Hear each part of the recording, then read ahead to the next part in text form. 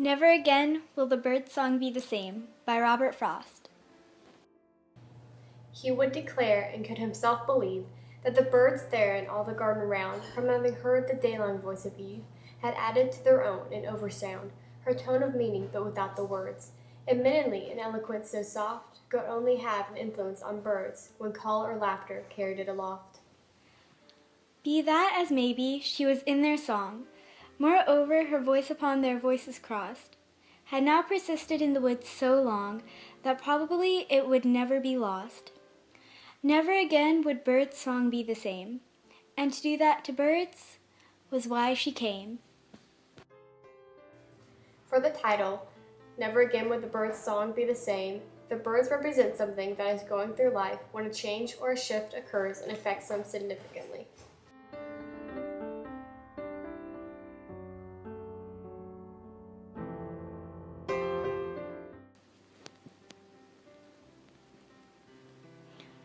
In the beginning of the story, Adam, the narrator, talks about Eve.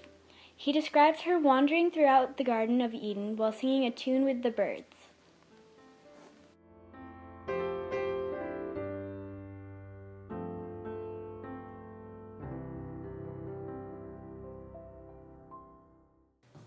The poem talks about how only Eve's voice, which, because it is so pure and delicate, can have an influence on the birds who represent humanity. The birds then take in her bliss and adapt their own song around it.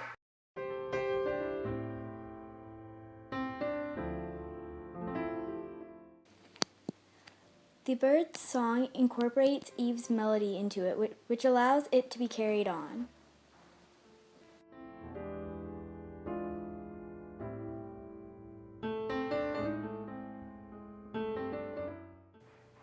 The birds' song is forever changed as Eve's own blissfulness is put into their song. Eve's purpose was to spread that blissfulness, and through the birds she finally can.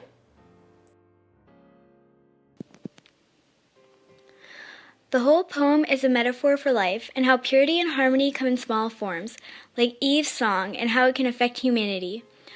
Eve symbolizes purity, happiness, and peace, while the birds represent humanity on earth, from both good humans to bad ones. The song shows the readers how all happiness can easily be carried on, even through something simple like a song. The speaker, Adam, talks of his great love Eve as she sings to the birds in the Garden of Eden. The birds represent humanity. Eve's voice, which is soft and delicate, brings beauty and richness to the earth, which the garden represents. Eve sings a song which the birds pick up and add to their own tune. The bird's song is now forever changed as it is touched by the serenity Eve gives it. The idea challenges the biblical notion that Eve brought sin upon the earth. God gives another chance of grace through Eve.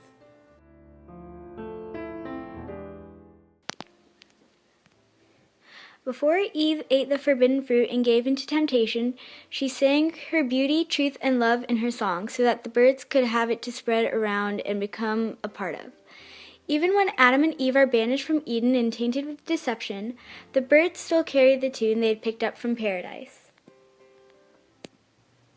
In line 12, where the bird's song shifts from a singular tune to one of bliss, richness, and love provided by Eve, the shift in the sonnet occurs. Even when love is tainted with deception, you can still find your original love in smaller things, like the song.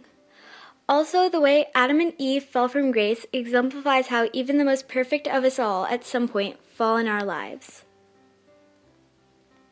The bird's song will never be the same. It is now as full of love and happiness that was provided in paradise. Even in a corrupted world, Eve's tune will still be carried on.